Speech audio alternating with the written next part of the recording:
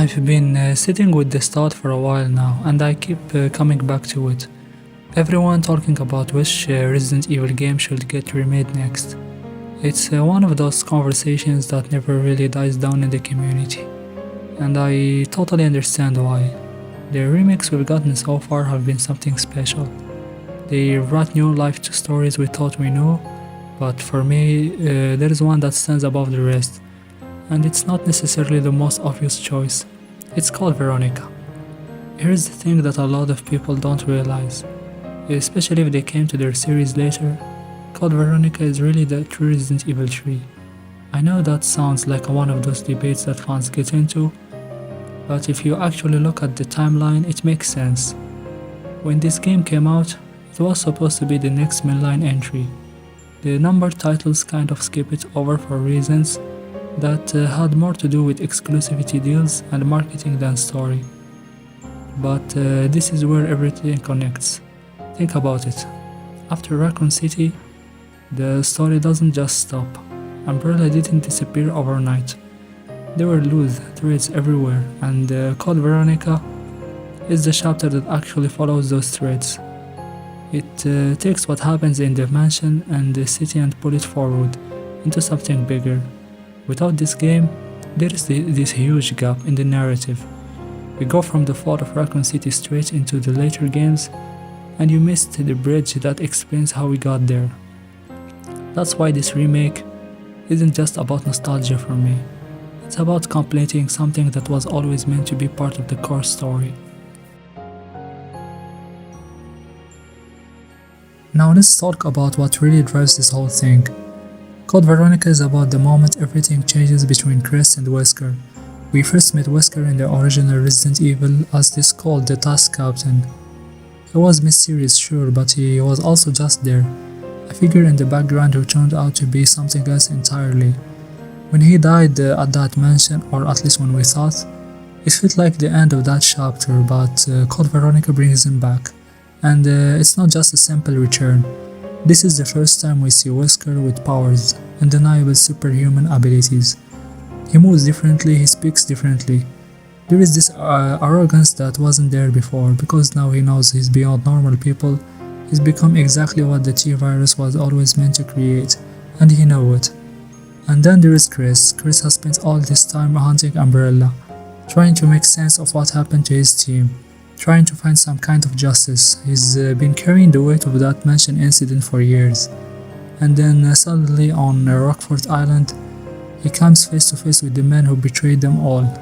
The captain he once respected, the man he thought died trying to save everyone is alive. And not just alive, he's something else now. That moment of recognition when they see each other for the first time since that day, it's shared with so much history. You can feel everything between them in that single glance. The betrayal, the confusion, the anger, and then Wesker just smiles, because he knows he's won already. He's not even threatened by Chris anymore. Without this game, without seeing that first real confrontation, the rivalry doesn't have the same weight later on. When you get to Resident Evil 5, and their story finally reaches its conclusion, it only hits as hard as it does because of what happened here. This is the origin point for that hatred. This is where it becomes personal. And I think we deserve to see that done with the care and detail it always deserved. When we first met Claire in Resident Evil 2, she was this college student looking for her brother. She was brave, sure, but she was also thrown into something completely unexpected. She didn't choose to be in Raccoon City during the outbreak. She just happened to be there, looking for Chris, and got caught in something way bigger than herself. But Code Veronica shows us a different Claire. This is a Claire who've been through Raccoon City and come out to the other side.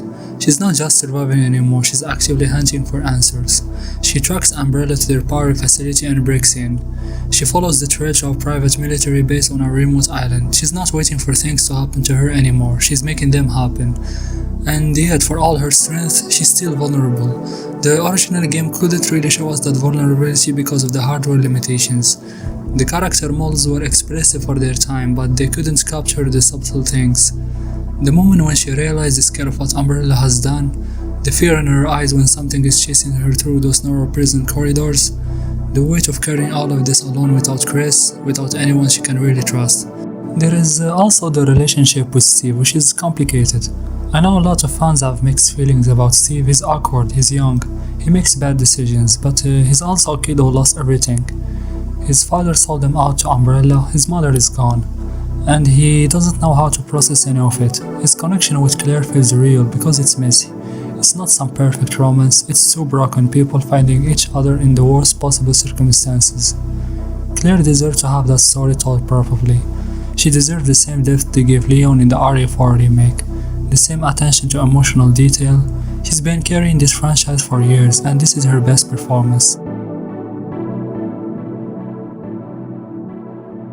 There is something about Rockfort Island that's always stayed with me, even through all these years. It's not just another creepy location in a series full of creepy locations. It has this specific feeling that's hard to describe. The island is divided into these distinct areas that shouldn't work together but somehow do. You have the training facility, which feels military and utilitarian, called Metal, functional spaces designed for violence. Then you have the prison compound, which is exactly what it sounds like. Cells and interrogation room, and places where people were held against their will.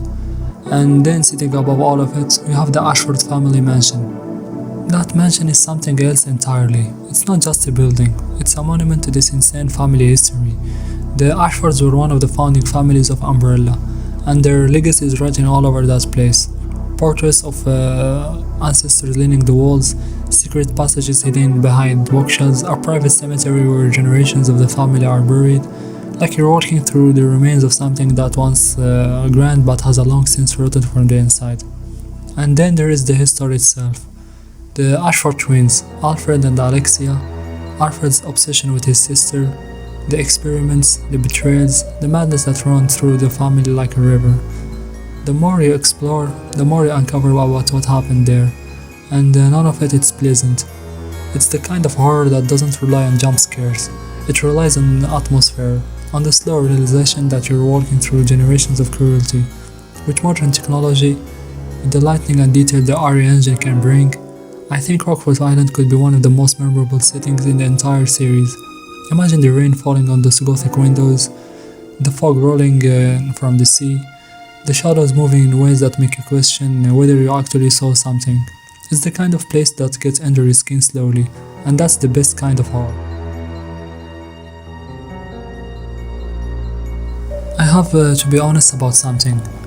As much as I love this game, and I really do, it has problems. Some of them are small, and some of them are pretty significant. And if we're going to talk about a remake, we have to talk about what needs to be fixed. The backtracking is the first thing that comes to mind. There are moments in the original where you all spend what feels like forever, thus moving an item from one side of the map to the other. And it's not the kind of backtracking that feels rewarding. Like when you finally get that key and unlock a new area, it's the kind where you realize you missed something small hours ago, and now you have to go all the way back because the game won't let you progress without it. It breaks the flow, it takes you out of the experience. Then there is this fire extinguisher. If you played this game, you know exactly what I'm talking about. There is a fire extinguisher you find early on, and it seems like any other item, but if you leave it on the item box on the island, you permanently lose access to the Magnum later in the game. There is no warning, no hint. You would just miss it. And that's not clever design, that's just punishing players for not knowing something they couldn't possibly know. The difficulty spikes are another thing. This game is hard in ways that doesn't always feel fair. Certain enemies placements, certain moments where you're just not prepared for what's coming. I'm not saying it needs to be easy. Resident Evil should be challenging, but there is a difference between challenging and frustrating. And Code Veronica crosses that line more than once. A good remake wouldn't change the core experience. It wouldn't remove what makes the game special, but it would smooth out those rough edges. It would make the explorations feel natural again, make the puzzles feel like part of the world instead of obstacles. It would keep the challenge while removing the frustrations. That's the balance they found with RE2 and RE4. Let's talk about leaks and rumors. I guess all of you know who's Last Golem, who's been right about Resident Evil things for years now. Not always, but often enough that people pay attention when he says something. And he's been dropping hits recently that Code Veronica might be the next remake. The remix has been following a certain path, RE2, then RE3, then RE4. And if you think about where they might go next, Code Veronica makes sense. It's not just about following a numerical order, it's about filling in the gaps. They've done Raccoon City, they've done the European village.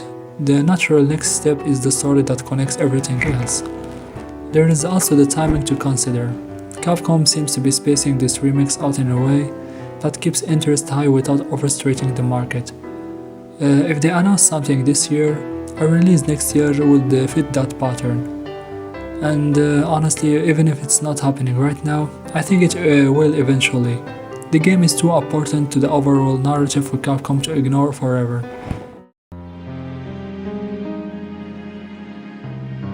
This game matters to me personally, not just as a fan of the series, but as someone who's been playing these games for a long time. Code Veronica represents something that's hard to put into words.